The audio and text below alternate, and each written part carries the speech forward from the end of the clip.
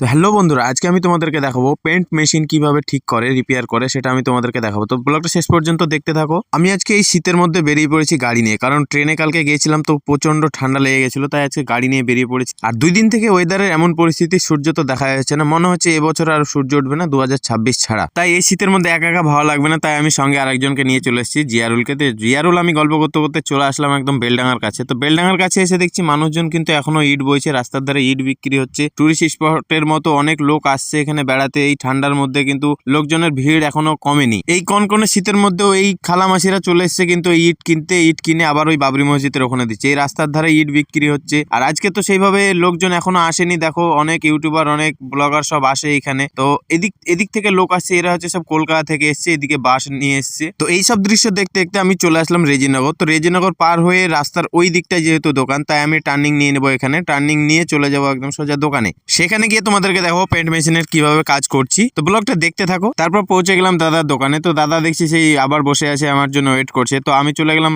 Colour মেশিনের কাছে। মেশিনের কাছে গিয়ে একবার সফটওয়্যার অন করে আমি চেক করে নিলাম কোনটা কি প্রবলেম আছে। তো তা করতেই পড়ে গেল হোয়াইটের প্রবলেম আছে। তো ড্রেস ফেস খুলে নিলাম, কারণ পুরো কালার লেগে যাবে, তার জন্য ড্রেস ফেস খুলে আমি লেগে পড়লাম ওকে রিপেয়ারের জন্য। মেশিনটা অনেকদিন পড়ে থাকার কারণে এই কালারটা জমে গেছে।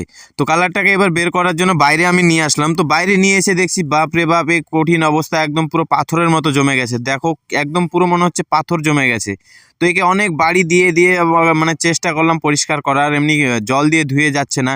বাড়ি মেরে মেরে অনেক চেষ্টার পর সেটা ক্লিয়ার হলো। তারপর শুরু হয়ে গেল পাইপের মধ্যে পুরো জমে আছে, একে বের করা সেই অসম্ভব হয়ে যাচ্ছে শীতের মধ্যে, আর এত ঠান্ডা।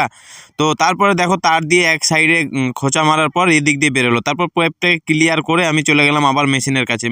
সফটওয়্যারে সবকিছু চেক করে দেখছি আবারও আর একটা প্রবলেম বেরোলো, সেটা হচ্ছে অরেঞ্জ কালার। এই শীতের মধ্যে এটাই হয় প্রবলেম, কালার পেন্ট যাদের দোকান আছে তারাই বুঝতে পারবে। তো এই শীতের মধ্যে কিন্তু আবার জমে গেছে অনেকদিন পড়ে থাকার কারণে। তো একে এই ঠান্ডার মধ্যে আমি পরিষ্কার করে নিলাম কি অবস্থা। তারপরে চলে আসলাম চেক করতে। চেক করে এসে দেখছি হ্যাঁ ডিসপেন্স হচ্ছে, সব কালারই পড়ছে। যাদের কালারের দোকান আছে তাদের কাছে হয়তো এই মেশিন থাকবে, তো তাদের জন্য বলবো যে দিনে অন্তত দুবার অন করবেন। মেশিনে কালার বানান না বানান, দিনে অন্তত দুবার অন করলে ঠিক থাকবে। তারপর কাজ কমপ্লিট করে আমি বেরিয়ে পড়লাম। বেরিয়ে চলে আসলাম বাবরি মসজিদে এখানে। তো রাত্রের অবস্থা দেখো বাবরি মসজিদে, এখনো কিন্তু এই শীতের মধ্যে লোকজন আছে, মেলার মতো পরিস্থিতি। এই কনকনে শীতের মধ্যে যে বাবরি মসজিদ এখনো না হতে যে এত সুন্দর মেলা হয়ে গেছে এখানে, চারিদিকে দোকানপাট, একদম ইটের পাহাড় এখনো লেগে আছে চারিদিকে, মানুষ এখনো ইট নিয়ে চলে আসছে। 6 ডিসেম্বরের পর থেকে কিন্তু এখনো বাবরি মসজিদ এরিয়াতে অনেক লোক, এখনো অনেক ইট, একদম সমাগম এখনো কমেনি, কিন্তু সেই একইভাবে চলে যাচ্ছে। কিন্তু এই বাবরি মসজিদ আদৌ হবে কি এখনো কিন্তু কনফার্ম না। আজকের ব্লগটা এখানে শেষ করছি, তার কারণ ফোনে চার্জ নেই, আমাকে বাড়ি যেতে হবে। তো ব্লগটা কেমন লাগলো দেখার পর অবশ্যই কমেন্ট করে জানাবে। ভালো লাগলে শেয়ার করে পাশে থাকবে। আবারও দেখা হচ্ছে।